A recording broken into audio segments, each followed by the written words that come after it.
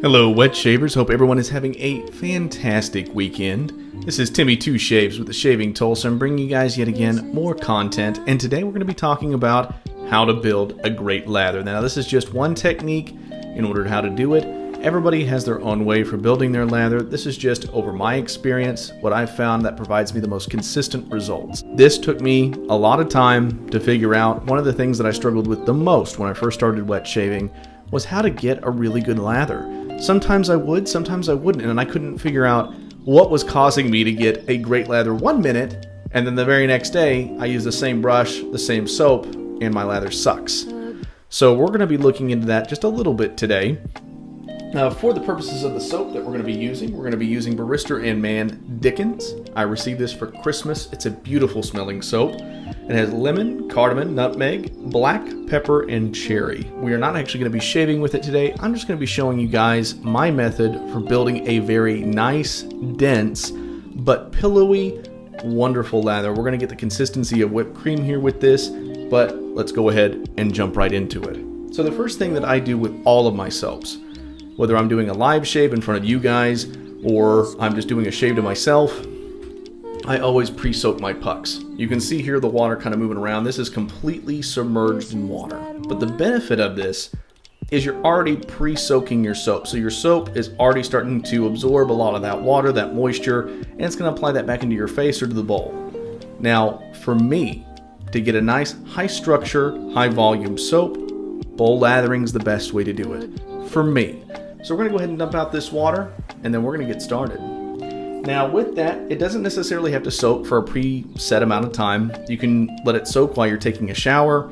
You can just put it in there for a few seconds. It's completely up to you. The important part is just to get it soaked with water. I feel like the longer that you let the water submerge, or the soap submerge under water, probably the better, more consistent results you're going to get. So just keep that in mind if you're not getting a great lather.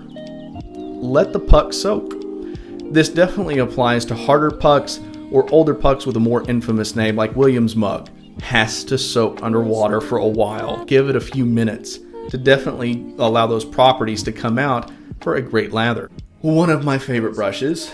This is my Boss Knot 26mm knot from Oz Shaving Company.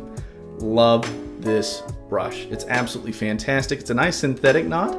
And with synthetics, I tend to get a more consistent performance, though I was just messing with my Badger brush earlier.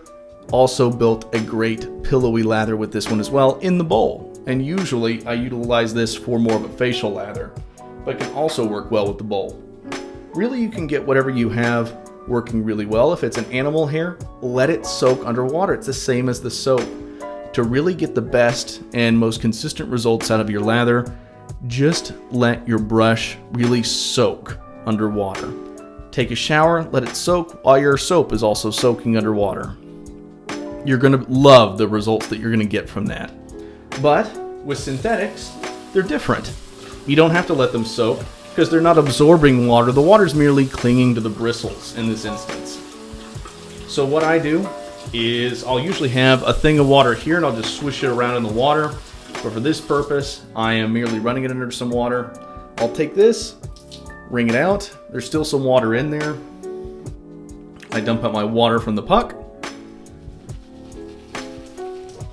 And I'll start loading my brush. Now this is also an important step in the process of getting a beautiful lather. Don't skimp on the loading process. If you're someone that's just not been getting consistent results, or you're someone that's just not getting a wonderful lather, experiment with it. That's how I learned. I have so many soaps, I can experiment for years and not run out of soap. But definitely sit there, take your time, let that brush really load itself up with plenty of soap.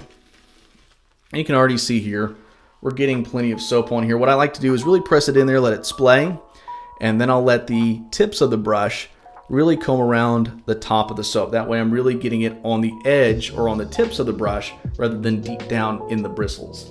I'll do a little bit of both back and forth until I get the consistency that I want. You guys can kind of see that there. Then I'll take my bowl, and for the purposes of this video, I'm using my Thirsty Badger lather bowl. This thing is gorgeous. Now, something to keep in mind when you're also building a lather. Generally speaking, if you have something to agitate it, which I do have these raised ridges in here to help agitate the soap and help generate a better lather, then you're going to get a little bit more pillowy results. You're going to get a higher structure. If you don't have these, doesn't mean that you're not going to be getting that. It just might take a little bit longer. So stick to it. You'd be surprised at the results you can get. But I'm going to take that, go ahead and start spinning it around there, getting the soap nice and attached to my lather bowl, and it's going to start feeling a little bit dry. Now this is the important thing here. I don't add water into the bowl before I add the brush. It's harder to take away water, and the more water that you have, some soaps will break apart, especially tallow-based soaps, which this one is, and you'll get more of a soupy lather.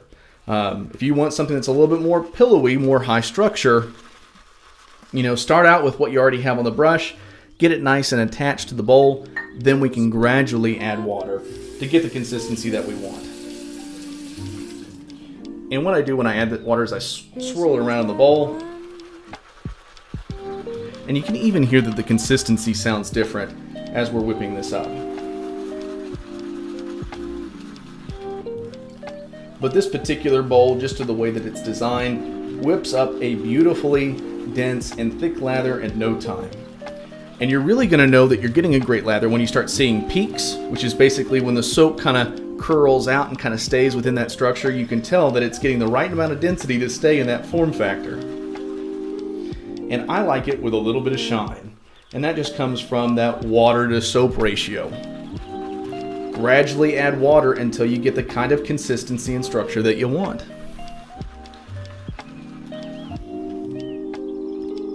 Voila. This is the kind of soap structure that we're talking about. This is what we're looking at here. We've still got plenty of soap left in the bowl and on the brush for multiple passes, but I'm going to go ahead and show you what this is going to look like when we apply it. Look at that. Nice, thick, oops, sorry about that guys, dense. It looks gorgeous. Looks absolutely beautiful. And in my opinion, this is the ideal kind of lather that you want. Something that's dense, it's pillowy, it's beautiful.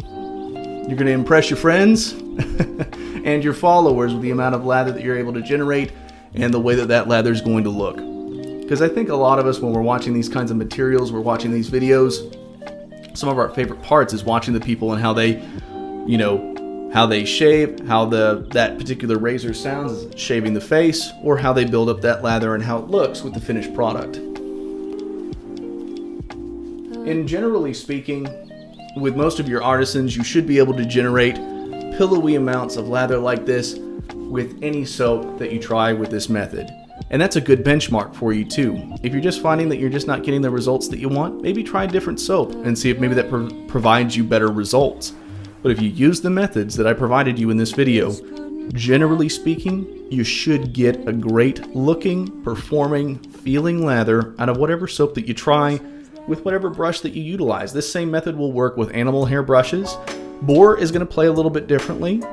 Horsehair is going to play a little bit differently because with horsehair you really just more slap it on rather than gyrate and agitate on that face by moving in concentric circles like you might with a badger hair brush or a synthetic like I did with this one.